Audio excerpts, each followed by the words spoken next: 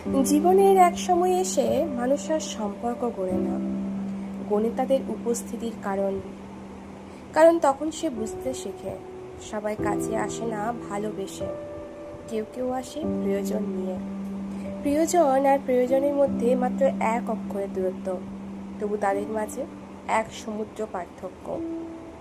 প্রিয়জন তোমার হাসির কারণ জানতে চায়, আর প্রয়োজন খোঁজে তোমার সামর্থ্যের সীমা।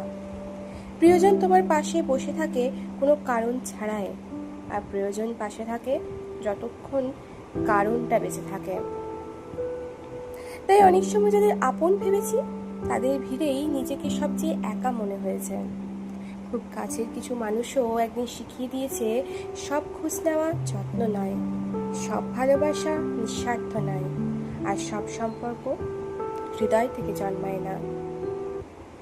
কিছু সম্পর্কের শিকড় শুধু প্রয়োজনের মাটিতেই গজায়। তবু আমি প্রয়োজনকে দোষ দিই না, প্রয়োজন তো জীবনেরই অংশ। কষ্ট তখনই হয় যখন প্রয়োজন নিজেকে প্রিয়জন বলে পরিচয় দেয়, যখন মায়ার মুখোশ পরে স্বার্থ এসে দাঁড়ায় দরজায়, আর মানুষ বিশ্বাস করে বসে সে ভালোবাসা পেয়েছে। শেষে বুঝি প্রিয়জন কখনো তোমাকে উপকার হিসেবে রাখে না, সে শুধু তোমার অস্তিত্বটুকুকে আগলে রাখে। আর প্রয়োজন প্রয়োজন তোমাকে নয়, তোমার প্রয়োজনীয় তাকেই ভালোবাসে।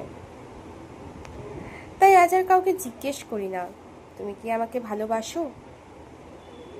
আমি শুধু জানতে চাই আমি কি তোমার প্রিয়জন, নাকি শুধুমাত্র প্রয়োজনের সঙ্গী।